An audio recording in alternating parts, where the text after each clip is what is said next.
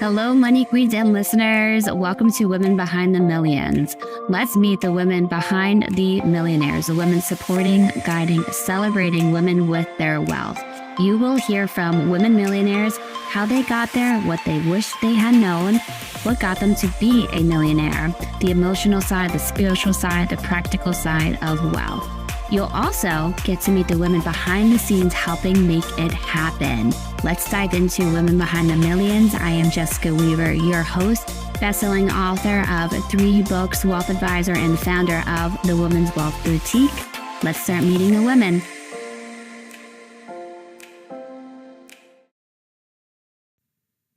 Hello, Money Queens. Welcome back to Women Behind the Millions. I'm your host, Jessica Weaver, and tonight is all about your media empire and what it takes to build something to really foster a community to bring people together. Because as a business owner, we're constantly dealing with imposter syndrome. And I can't tell you how many women come to me saying, I have a book in me. And then imposter syndrome takes over. And sadly, the book never gets written. Or a TV show, I have this idea and then life gets too busy. So they put it on halt. Well, we have with us tonight, Julie Ann Meyer, who is the co-CEO of E360, which is a platform you are watching this show on right now. And she is a transformational expert in mindset, media, and personal growth. She empowers thought leaders, coaches, and entrepreneurs to expand their reach through streaming television and purpose-driven visibility. With a passion for helping others live their legacy, she's built a platform that inspires action, impact, and real connection. And when you think of media, it really is a legacy, and you are stepping into thought leadership regardless, because you are out there putting things into print, like through a book or through TV, podcasts. And that's a big differentiator from everybody else who's just running a business. You are actively out there supporting a mission, a project for it. So I'm so excited to have Julie Ann with us tonight. Let's bring her onto the show. Hello, Julie Ann. How are you tonight? I am so glad to be here. Thank you so much for having me. You are such an amazing energy at E360. You get stuff done. But you really could bring such a community vibe with you as well. Now, you built a media empire and then you joined another media empire and now you are running it. I want to start with what drew you into media in the first place? What got you here? You know, I love that question because most people expect something profound, but I literally fell into it. It's been something that has been in my life. The universe has been knocking at me for such a long time to get into TV and film and things of that nature. And I've always said, no, thank you. I mean, I've done reality TV. I've done a few things here and there. Wait, what reality TV? I was on a couple dating shows and also an MTV dance contest. So I've done a few different things, which is kind of funny and when you think about it. But yeah, I finally just said yes. I found it just every other avenue kept closing and this one kept opening. So I said, okay, who am I not to follow that? So that's how I ended up working in media, and it's just taken off so quickly. Though that means you're in the right spot for it too. It's interesting to think of the energy, what's closing and what's opening. I constantly remind people where are you in abundance? Where are things coming really freely and flowing to you? That's probably intuition saying, come over, play over here in this playground, in this sandbox. Go for it. How did you start? We have Ryan Agency. Did I say that right? Ariane. Yep. Ariane. Ariane Agency. When did that begin and what's the movement, the push behind it? Well, it started a couple of years ago, and the thing is it goes back a little bit further. I've had 2 shows now on E360 TV, and with my first one, I grew it to 200,000 viewers, and it was doing really well. But I was bored, and I just thought, okay, it has to grow or it has to go because this right now just isn't fulfilling my soul. And I had a business coach say, "Why don't you teach people how to do what you do?" And I thought, you know what? I'll give that a whirl. And it turned into, I created a couple social media posts to advertise what I was doing. And Aaron, who at the time was the CEO and he's a co-founder of E360 TV, called me out of the blue and he never does that. And so, of course, I think I'm in trouble. And he says, I see you're coaching people. And I said, yeah. And he asked me, how would I feel about having my own network? And I thought, you know what? I'm building these people up. Why not put them somewhere as well? So that's really how it started. And then it's just, I keep getting asked the same questions over and over again. So who am I to die with my magic inside of me? I want to be able to let other women in particular, also men, but women in particular, really give themselves permission to shine and grow themselves in their businesses. So that's really how it started. And it's like, I mean, just it's grown exponentially. And that's how I ended up as co-CEO of E360 TV because I was doing the thing all by myself. Yes. Yeah, amazing for Aaron to see that potential and see the future of what you're building. And you're right, build them up and have a spot for them to go is huge. I love that. Grow or go. How many times do we get stuck in a relationship, career, job, whatever it is, and we feel stuck, we feel blocked, we can feel that invisible wall preventing us. And for you too, I mean, 200,000, that's impressive. That is very respectful. His eyes, very respectful. To be like, this isn't suiting me anymore. Mm-hmm. And then to go and here you are. So for those of you who are watching and are questioning, do I leave or not? Grow or go? Great mantra. It's served me very well in other aspects of my life as well. And I think that just because something is good doesn't mean it's good for you. And it's okay to want more. It's okay to step into the next iteration of who you're becoming and let that guide your next steps. And so I just gave myself permission to do it. And it has been one of the best moves I've ever made. Permission. Amazing. What hurdles do you see women business owners, looking at the women here, face about being seen? I talked about imposter syndrome as I started the show. What do you see being the big culprits that are keeping women from ready to be out there? Imposter syndrome, absolutely. The other thing too is I think we as women tend to put ourselves last. Even in business, everybody else comes before us and we have like this thought of who am I to share? Why me? Stop.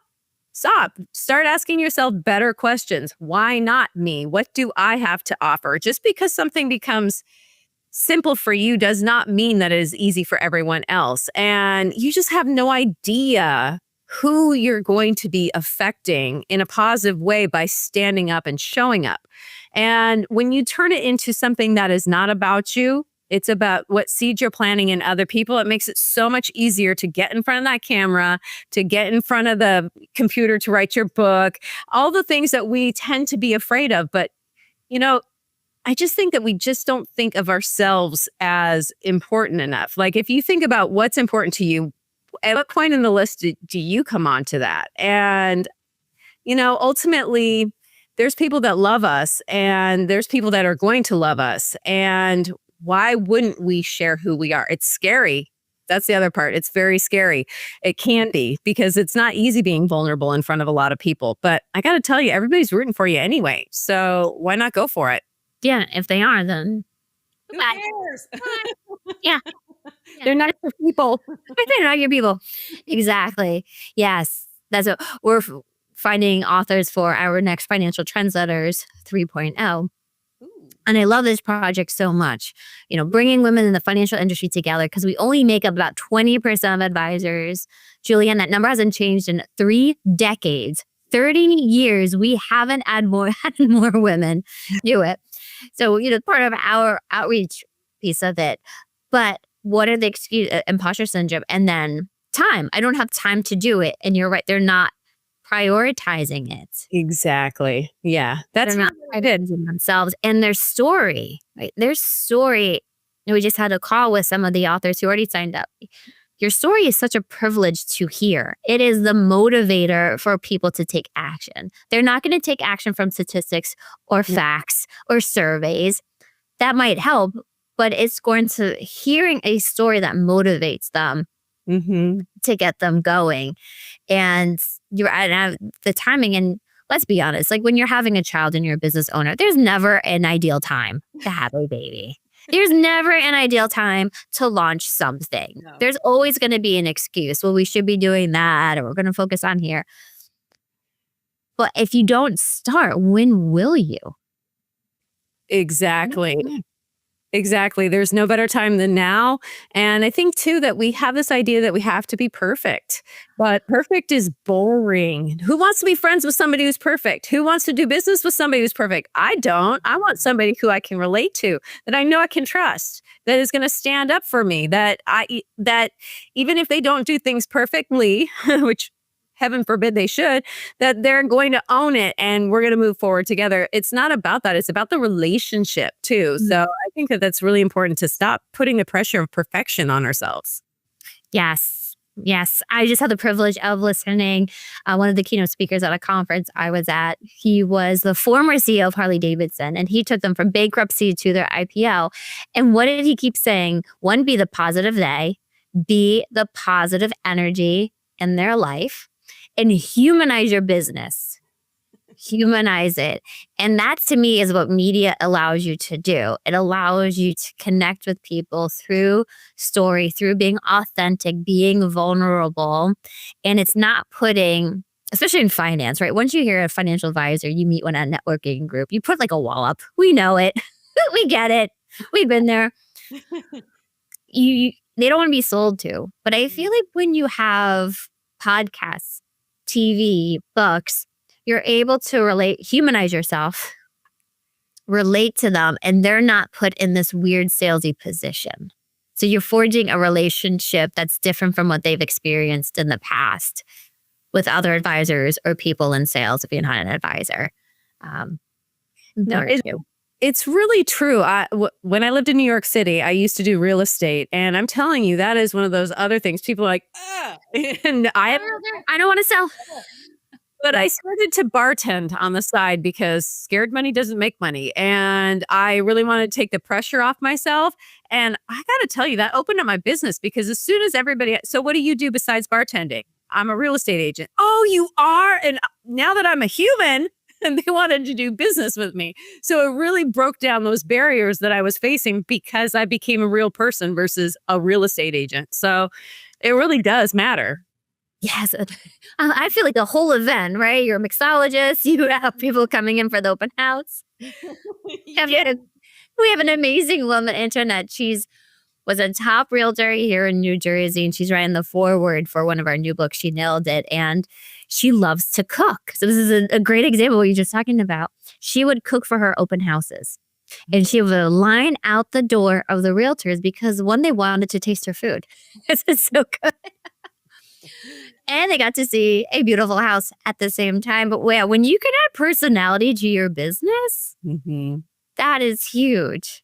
It's a differentiator. And I think that that's really where media comes in, because not only are you sharing yourself, but you're creating an impact. And so that it's just elevates everything that you're doing if you have the courage to step forward and do it. Yes. Yes. How do you see women leveraging media? So now we talked about getting women onto media and overcoming, putting themselves last, imposter syndrome. Now, let's say myself, right? We have a show, we have books. How are women leveraging that for their businesses? You know, I love that, because with TV shows in particular, like this one, there's so many avenues that you can lead people. It's a lead magnet. You lead people back to your business that way. But also there's other opportunities that arise from doing podcasts and media and books. You've created yourself as an authority, and now you've really got to let people know about it. So it's not just a creation of what it is that you're doing, like the book, the podcast, the TV show, the movie, whatever it may be. It really is about letting people know about it. That's really what creates that opportunity for you, is leveraging that. Don't let it sit on the shelf unattended. I mean, creating it's only half the battle. Now you've got to brag about it. And I know that most people are like, oh, that's so vain. No, it's not. How are you supposed to help people if they don't know? If they don't know where you are and what you're talking about. So it's not, is you're doing a disservice by not letting people know. But that's one of the best ways. But even doing like a TV show, I've created, well, job opportunities for myself. I've emceed LA Fashion Week, book deals, producing events, acting gigs. I mean, you name it. Money from shows, doing sponsorships. I mean, there's just so many different ways that you can leverage it. You just have to decide which way you want to go. And don't forget the networking aspect, who you get to meet while you're doing these things, because those relationships are by far the most important thing that you can create for yourself, is those relationships. Ooh, somebody once said, your net worth is your network. I'm like, oh, that is so true. If you're networking with the same two people, that's your bubble, that's your world. But then as you keep expanding, yes, I love that. That is beautiful. You mentioned a film before. What film projects have you been working on? So there's a couple different ones. One is the Pillars of Power, and another one is Rise of the Lioness, which you are very familiar with. I'm so proud of this project because, may I brag about it a little bit? Is that okay? Yes, please. Yes. Yeah. Well, special announcements. Yeah. So I was so honored when I was asked to be a part of this adventure, because I think it's very important. There's this big talk out about, women, femininity, and leadership, but what does it actually mean? And this particular movie is a document and a story explaining and describing what this is, and getting to know people like you, Jessica. I will be in the film. I'm very excited. I'm very excited. My Lord. And it's gonna be amazing. It's coming out on the 20th anniversary, the same year as The Secret. So that's really exciting. We're gonna launch not that same day, but but the same year. So I'm really touched to be a part of this, and also the movies that are coming after that. I've been asked to be a part of those as well. So this is you just don't know unless you keep your eyes open and you start. Don't be afraid. It might not show up the way you expect it to. And if you're attached to a particular outcome, then you probably won't get it nearly as quickly as you think that you will. You have to let it go. You have to just be more interested in what you're giving versus what you're getting. And I promise you will get in return. But the energy shifts when you have a different attitude behind it. Oh, I love that. That's beautiful. When people ask me, how has our TV show worked for us? Mm-hmm. And even none of this would have been possible if I didn't write that first book. Right? Just writing that first page, then the momentum and the ripple effect for it too. And I bring them there, right? There's the monetary return, and then there's these opportunities, like being a part of the Rise of the Lioness, which if I told myself this 10 years ago, would have blown my mind.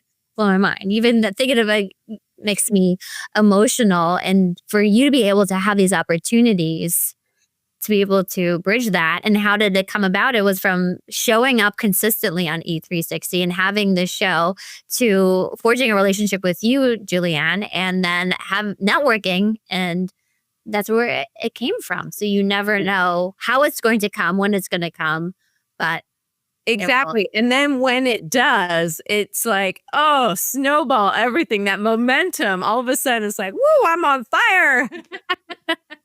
Yes.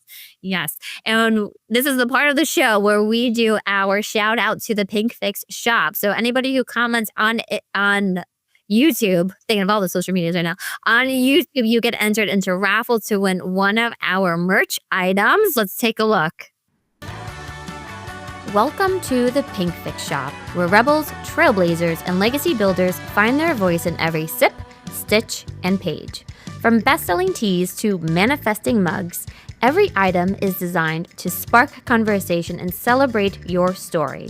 Start building your legacy in style, only at pinkfixproductions.com. We are back with Julie Ann. Make sure you post a question for her on YouTube. She will get back to you and you get entered into winning one of our merch, the trucker hats or my travel and the hoodies. The hoodies are very buttery soft. Those are my travel must-haves. Lord, too. Well, I want to switch gears here as we are rounding out our time with Julie Ann and talk about legacy. Your legacy. I also am curious, where do you see E360 going in your role in that and their legacy? Well, I'm glad. I love the word legacy. And if you ever email me, you will see that my tagline is living my legacy by helping others live theirs. And to me, that is literally how I live my life. And if you really want to be big and you really want to make an imprint, then you have to think outside of yourself. I mean, you get to go along for that ride anyway. So why not think even bigger? Most of the time we think too small. And that's why Aaron brought me into CEO position, because I think very much bigger than he does. And in a lot of ways, he didn't feel like he had the permission to do so. So we are moving forward with syndication. And this show is being chosen for syndication as well. So I'm very, very pleased and excited that you're a part of that. So we are growing. So our base audience right now is 9 million. It will grow to 90 million. If you look at it, we'll be on places like Roku Live, which they alone have 90 million viewers. So the opportunity to grow is exponential. And really, we just want to, celebrate independent content creators. And however that looks, we want to keep that small company community feel, but grow it as large as possible, because we want everyone who maybe might not have had a chance to shine bright to let them shine very, very bright. And that's really what we're about. So very excited about it. Yeah, so much to come. Cannot wait for our syndication. We have our secret season that we filmed earlier this year. And we're like, well, I saw some pictures. I'm like, it's a secret season. Don't worry, it's coming. It's coming. It's amazing the opportunities when you work with somebody like E360 as well. How do you keep that community? I think that's a struggle for a lot of places when they do start to grow too big, or some people have that fear, too big, too fast, and then you lose that intimate relationship as well. You seem to do a beautiful job at that. Does it come natural to you, Julie Ann? And how do you make it happen? I think it's just all the different things that I've done in the past where I'm good at corralling people. Herding cats. I hate it. I'm very good at it comes down to communication ultimately. If I can't get back to somebody right away, I'm going to make sure that somebody else does. And then also those places like masterminds and the sandbox, and make sure that those places where people can gather, in-person events, just make sure that people know that they can call me, text me, email me, and I will get back to them. And here's the thing, as a business owner, we think, oh no, if I do that, then nobody, they're going to take advantage. I guarantee you, most people they won't. They will email and that's it. They don't try and call you. They don't try and text you. They're very respectful. So why not put it out there? And not just as the other element of being seen that everyone appreciates. Yeah, that's true. And if they do start to abuse it, that they probably aren't the ideal clients, and they'll find their way out. Exactly. They work their way out rather quickly, and you can set up boundaries. It's okay to do that. I mean, why not? We have to in life. We have to set our boundaries. And if that makes us strong women, then so be it. Well, I want to end with, what are some ideas for women to be able to monetize these media assets, TV shows, podcasts, things like that? You've done trainings on this. I've been a part of them. This is your zone of expertise, I have to say, Julie Ann. What are some ideas to get the women thinking about, like, this is possible to have your own show, and then also to make money off of it while impacting people? It doesn't have to be a sacrifice or a trade-off. No, absolutely not. And I am a firm believer, as long as you keep that impact as your number one goal, then the rest will absolutely come as long as you're strategic. That's the number one thing. Not everything works for everyone. There's commercials, there's sponsorships, there's affiliates, there's the networking opportunities that come from it. There's just so many different ways. I know somebody who sold the space behind her to a local artist, and that now she's supporting a local artist getting paid, and she's got a beautiful background. So there's just so many different ways. Sky's the limit. You can monetize interviews. You can, do events, send people to your events. It's a great way to build community as well. So there's countless. Don't be afraid to think outside the box. What would work for you? Just because somebody else did it one way does not mean that that is what is right for you. And so my biggest thing is listen to your intuition and ask for guidance, because there is somebody out there that can help you with that. If it's not me, there's plenty of people in the world that can help you monetize, but it is my specialty. So my thing is just pick something and then if it doesn't work, try something else. Just don't try to do all things at once. Pick one or two Mm-hmm. and see how they work. Go deep there. Don't the sparkly object syndrome, right? They're doing it this way. I need to do it that way. Exactly. Stick to what feels authentic to you and go from there. And you're right, there's so many different ideas with merch. That's one of my favorites. And your merch is beautiful. So I'll tell Alyssa you said that. It is stunning. I've seen your merch obviously in real life, and it is so beautiful. So there's just a lot of things that you can do. Number one, be proud of it. Don't do it for the cash. Be proud of whatever it is that you are providing, because it is a service and a relationship, no matter what, first and foremost. You're right. And if you're not proud of it, you're not going to talk about it. No, you won't. What our editor always says, our book editor. She's like, if you're not proud of this book, you don't want people to read it. You will not tell people. It'll be you and your mom reading it. And that's it. To be proud of it for it too. And being, as you said, strategic. Should they have, like, let's say I'm started with my first season. Should I be thinking monetization yet? Do I just kind of get the concept down and then grow? Thinking long term, as you said, events, right? So now I'm thinking longer term than just this episode. How am I pushing people in and then fostering that community as well? That's the thing. It really is an individualized process. Some people started monetizing before they even started their show, because you can get sponsored before that. It really comes down to, what do you feel most comfortable with? Because you're the one that has to talk about pricing. And if you don't feel comfortable with that, it doesn't matter if it's the most wonderful product in the entire world. People are going to sense your hesitation and go, yeah, that's not for me. So really it is, are you comfortable in front of the camera? If you're already comfortable, then by all means, add something else to the plate. However, it is a crawl, walk, run situation. So don't try to do everything in the very beginning unless you feel comfortable doing it, because it'll be enough, whatever it is. And it gives you room to grow. Everybody loves to see your story. So they want to see you grow. So however that looks. But number one, you got to be comfortable talking about it. Love that. Yeah. Confidence, ladies. All right. Well, we have one more question for you, Julie Ann. Are you ready? I'm ready. What makes you a woman behind the millions? What makes you a woman behind the millions? I love that. I think it's because I have a tendency to give to other people. I haven't always been like that. I used to be me first. And my world was very small. My world was very tiny. And yes, I did well. But now, not only do I have the cash and the money, but I'm creating that impact, that legacy, and I'm a lot more fulfilled. So, oh, wow. Beautiful. Yeah, that's it. Beautiful. How can I be a service to others and add value? We were just talking about that with our advisors at the Wealth Boutique. Even if we get a referral and they're not ideal, how can I add value to their life so that they are in a better situation than when we first started talking to them? Even if they don't become clients, it doesn't matter. I just want to add value. Exactly. Yeah. And you don't know who they know either. So why not? Exactly. Well, where can people find you, Julie Ann?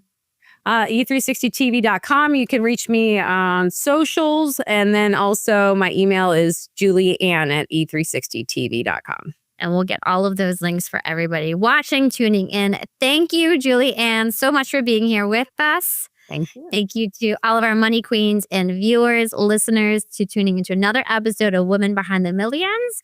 Thank you so much for being a huge supporter of us and getting us to TV syndication. So exciting. Amazing. Well, we will see you on our next episode. Take care, ladies. Hey, money queens, looking to get your wealth to that next level, 7, 8, 9 figures? Follow us on Instagram at PinkFixMyMoney and at Women's Wealth Boutique for more millionaire money tips.